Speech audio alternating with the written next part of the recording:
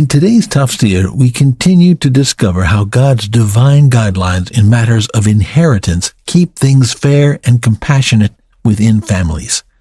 Sit back and listen.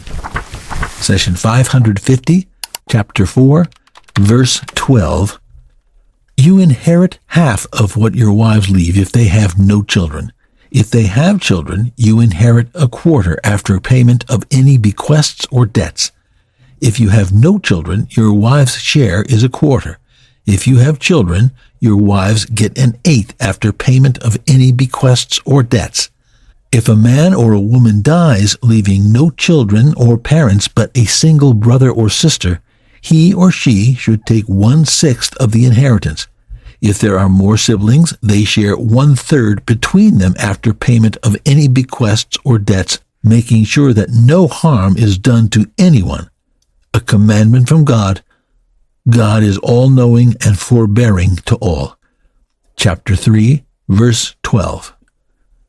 This verse builds on the principle that a male receives the same as the share of two females.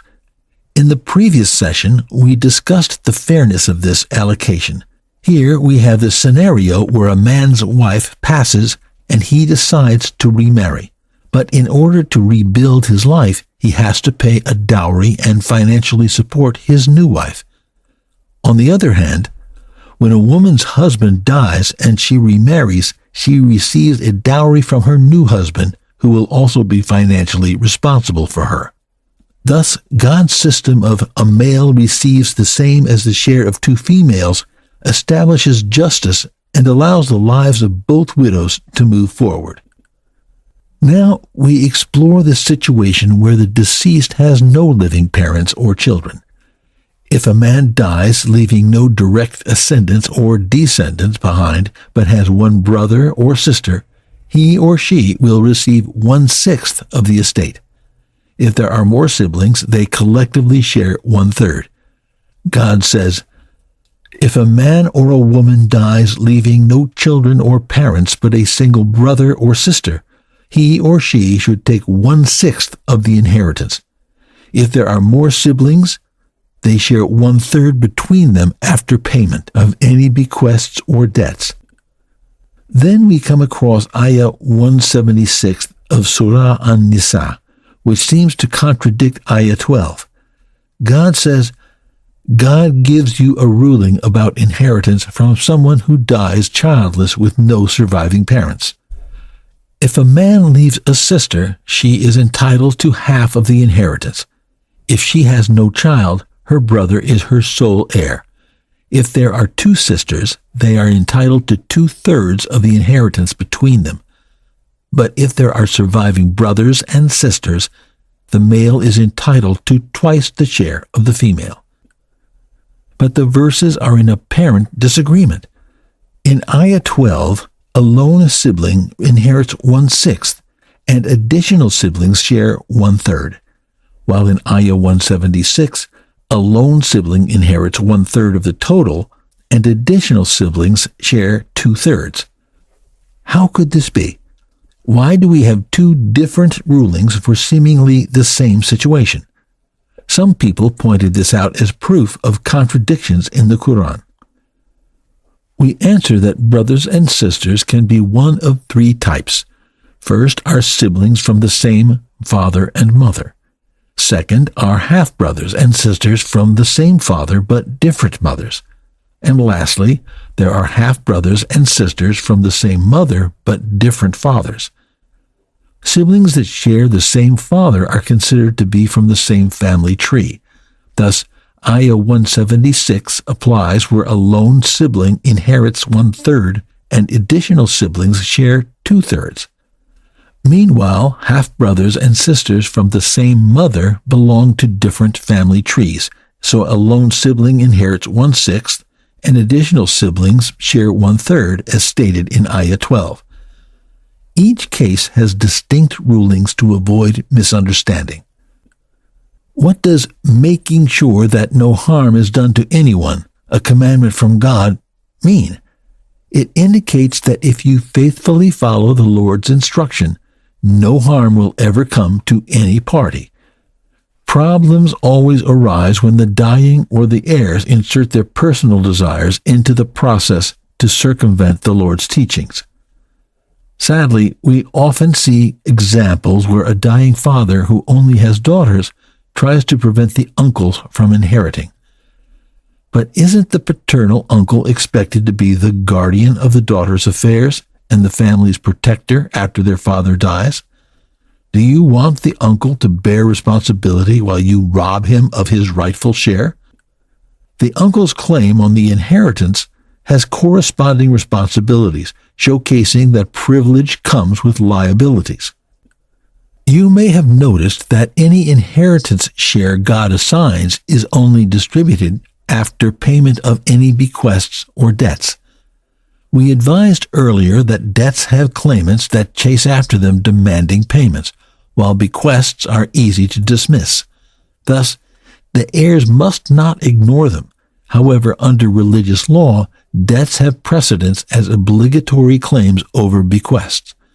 Allah warns, making sure that no harm is done to anyone, to deter people from abusing these priorities to rob certain heirs of their rightful share. Let's return to the example of a dying man who only has daughters. He might be tempted to prevent relatives from inheriting by granting all his wealth to his daughters. You are free to allocate 1/3 of your wealth as you wish in your will, but the remaining 2/3 must be allocated according to God's instruction. Islam limits bequests to 1/3 of the person's wealth, but sets no limit on debt repayment. A dying father may deceitfully claim that he has debts consuming the entire estate to prevent relatives from inheriting. However, each of us must remember that we will stand alone before the Lord and answer for every action. Are you smarter, wiser, or more knowledgeable than God? Do you know how people will act after your death? God says, your parents or your children, you know not which of them are nearest to you in benefit. These are obligatory shares from God. God is all-knowing, all-wise. From chapter 4, verse 11.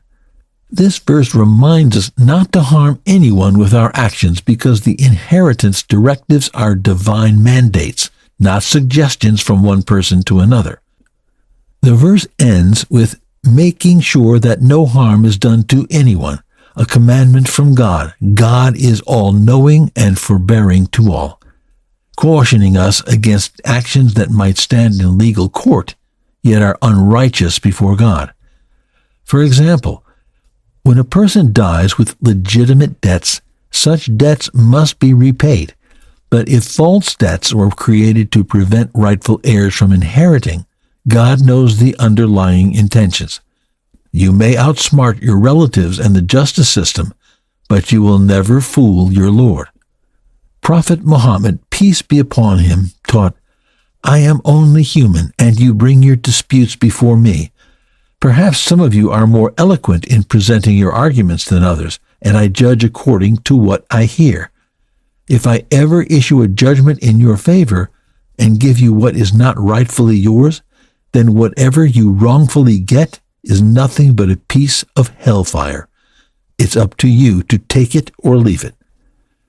You are not doing yourself any favors by using your smarts to circumvent God's inheritance laws before a judge or family.